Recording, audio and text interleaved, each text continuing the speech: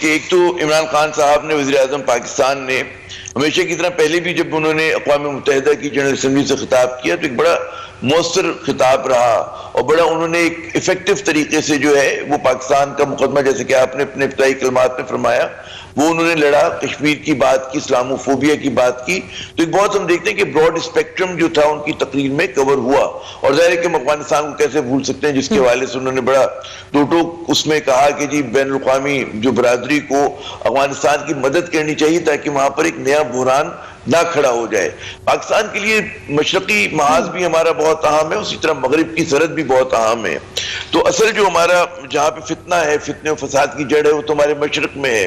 اور جب ہم مشرق کی بات کرتے ہیں، بھارت کی بات کرتے ہیں، آپ نے بڑے اچھے الفاظ میں یاد کیا مودی صاحب کو. یقیناً کہ انہوں نے جو بھی ان کے بارے میں جتنا کہا جائے وہ کم ہے.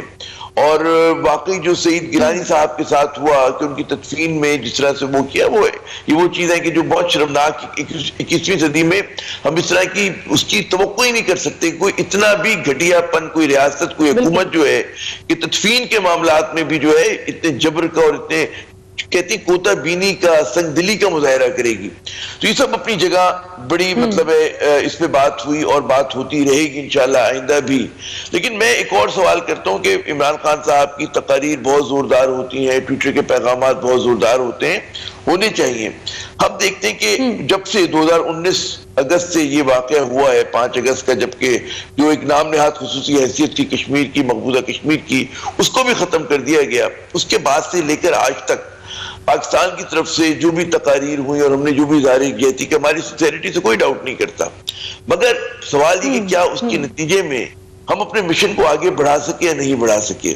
کیا کشمیریوں پہ جبر ختم ہوا؟ کیا بھارت دباؤ میں آیا؟ دیکھیں، بھارت پہلے سے ہی بے نقاب ہے، اس کی ننگی جہریت پہلے سے بے نقاب ہے. ہمیں اور کچھ کرنے کی ضرورت نہیں ہے. ہم اس بات کو دہرا رہے ہیں. ہمیں سوچنا ہی چاہیے، ہماری جو کہتے ہیں حکومت ہے، ہماری ریاستی ادارے ہیں، کہ ہم بھارت پہ دباؤ کیسے بڑھائیں. کیا صرف گفتگو اگر کرتے رہیں، تقریر کرتے رہیں، بہت مؤثر ہے، ضروری ہے کرنا، ڈپلومیسی بہت ضروری، اس کے علاوہ کیا کیا جائے؟ جب تک ہم لوگ اپنے ایجنڈے کو براڈن نہیں کریں گے، ہمیں پتہ ہے اس وقت پاکستان کی بڑی مجبوریاں ہیں، معیشت ہے، ایک بڑا پولیٹیکل انسٹیبل ایک سسٹم ہے ہمارے ہاں، ہمارے یہاں حزب اختلاف جو ایک منفی سیاست کر رہی ہے، بہت بڑے بڑے چیلنجز ہیں، اس میں کشمیر کا چیلنج بھی ہے. تو حکومت جو ہے it is spread too thin on everywhere نا، کہ آپ فوکس نہیں کر پاتے بعض اوقات کہ ہماری زندگی اور موت کا جو اصل مسئلہ ہے وہ مقبوضہ کشمیر کی آزادی ہے، بہت اہم ہے. اس کے لیے ہمیں کچھ زیادہ کر کے دکھانا ہوگا، کوئی نئی بات سوچنی ہوگی. جی ملیہ، آپ کچھ کہہ رہی ہیں، فرمائیے. بالکل ٹھیک، بالکل عامر ضیاء صاحب، میں آپ کی بات سے پوری طرح سے متفق ہوں کہ ہمیں پریکٹیکلی کچھ مزید کرنے کی ضرورت ہے جس سے کشمیریوں کو پریکٹیکلی فائدہ ہو سکے. ویسے ایک بڑی انٹرسٹنگ بات میں نے پچھلے دنوں میں نوٹ کی کہ برطانوی پارلیمنٹ میں بھی اب بھارتی جارحیت کے خلاف آوازیں اٹھنا شروع ہو گئی ہیں اور اب لوگ بات کرتے ہیں، برٹش پارلیمنٹیرینز بھی بات کرتے ہیں. اور برطانیہ تو آپ کو پتہ ہے کہ mother of all parliamentary systems ہے. تو وہاں پر بھی بھارت کے خلاف اب جو آواز اٹھ رہی ہے کہ وہ جو مائنورٹیز پر مظالم ڈھاتے ہیں، جو کشمیر پر مظالم ڈھا رہے ہیں، تو ظاہر ہے کہ یہ ایک طرح سے پاکستان کی ڈپلومیٹک ایفرٹس اس میں یقیناً قابل ستائش ہیں. عامر ضیاء صاحب، اب ذرا اگلے ایشو کی طرف آتے ہیں. جی آپ مجھے سن پا رہے ہیں؟ جی میں سن پا رہا ہوں. میں صرف ایک جملہ اگر آپ اجازت دیں، وہ یہ کہ دیکھیں ہمیں خوش فہمی کا شکار نہیں ہونا چاہیے. بات یہ کہ بھارت کی مذمت جو ہر کوئی باضمیر شخص دنیا میں کہیں پر بھی، امریکہ میں، برطانیہ میں، یورپ میں، مشرق میں، مغرب میں، وہ اس کی مذمت کرے گا. لیکن میں پھر وہی کہوں گا کہ مذمت کرنا جو ہے وہ کافی نہیں ہوتا. برطانیہ کی جو پالیسی ہے، ریاستی پالیسی، وہ کیا کہہ رہی ہے؟ وہ ریاستی پالیسی جو ہے وہ مجرمانہ طور پر پورے مغربی ممالک کی، اور اس میں بعض مسلم ممالک بھی شامل ہیں، وہ اس نے آنکھیں بند کی ہوئی ہیں بھارت کی مظالم کے اوپر. میں ریاستی پالیسی کی بات کر رہا ہوں. دیکھیں، پارلیمنٹ میں تقریر کرنا ایک الگ چیز ہوتی ہے اور حکومت کی ریاست کی پالیسی ایک الگ چیز ہوتی ہے. تو وہاں پر ہم دیکھتے ہیں کہ بھارت کو ابھی جو آپ کی فوٹیج دکھائی جا رہی ہے، جس میں آسام میں ایک مسلمان کو جس بربریت سے شہید کیا گیا ہے، اور اس میں ان کا فوٹوگرافر جو ہے پریس کا، وہ بھی اس کے اندر مطلب ہے لاتے مارنے میں جو ہے، بے حرمتی کرنے میں آگے ہے. تو ایسا تو دنیا میں مطلب یہ وحشت جو ہے ہم نے کہاں دیکھی، کسی صدی میں ہمیں توقع نہیں تھی. تو بات یہ ہے کہ ابھی پاکستان پہ بہت بھاری ذمہ داری ہے ہماری حکومت پہ کہ ہمیں کچھ نیا سوچنا ہوگا، کوئی کام بہت بڑھ کر دکھانا ہوگا. جی ملیہ بالکل ٹھیک ہو گیا. اب تھوڑی سی عامر ضیاء صاحب آپ سے سیاست پہ بھی کوئکلی بات کر لیتے ہیں. مریم نواز صاحبہ نے کہا کہ میں آرمی چیف کی ایکسٹینشن کے گناہ میں شامل نہیں تھی اور میں اس نون لیگ میں شامل نہیں تھی جس میں یہ فیصلہ کیا گیا. سو اس سے کیا مراد ہے؟ آپ کو کیا لگتا ہے کہ کیا وہ شہباز شریف کو ایک سائلنٹ میسج دینے کی کوشش کر رہی ہیں یا پھر وہ کیا پیغام دینا چاہ رہی ہیں؟ اور دوسرا اسی کے ساتھ اگلا کویسچن بھی میں کلب کر دوں کہ شہباز شریف صاحب کی مشاورت کے بغیر اب اگلے چیئرمین نیب کی تقرری ظاہر ہے کہ حکومت کے لیے ناممکن ہے کیونکہ وہ قائد حزب اختلاف ہیں. سو کیا انہی کو جسٹس ریٹائرڈ جاوید اقبال صاحب کو ہی مزید ان کی مدت ملازمت میں توسیع کی جائے گی؟ آپ کو لگتا ہے کہ کوئی نیا چہرہ سامنے آئے گا؟ دونوں آپ نے بڑے اہم سوال کیے ہیں ملیہ. پہلے تو آتے ہیں مریم صاحبہ کی طرف، مریم نواز صاحبہ کی طرف.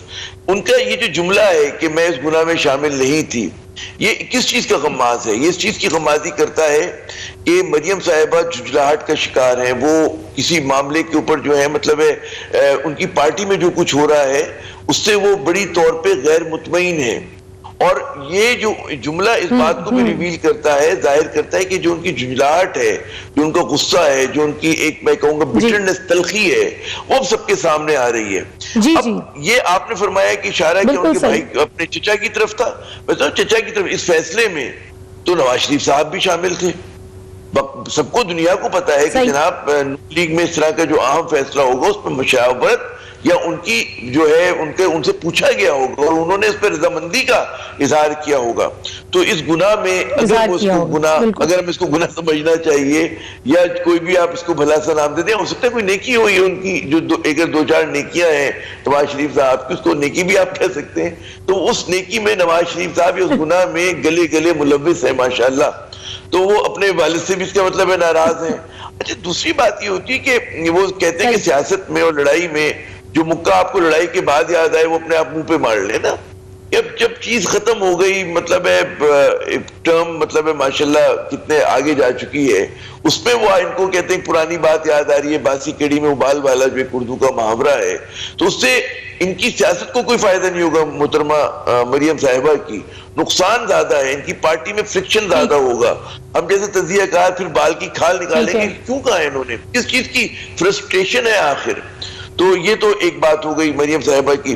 اب آئی آپ نے نیب کا سوال کیا. دیکھیں ہمارے ہاں ڈائیکوٹمی ایک تضاد پیدا ہو گیا ہے. 18ویں ترمیم نے بہت ساری باتیں ایسی کی ہیں کہ جس نے کہتے ہیں نا مشکلات میں اضافہ کیا، اس ریاست کو چلانے میں کمزور کیا ہے ہمارے مرکز کو، ہمارے سینٹر کو.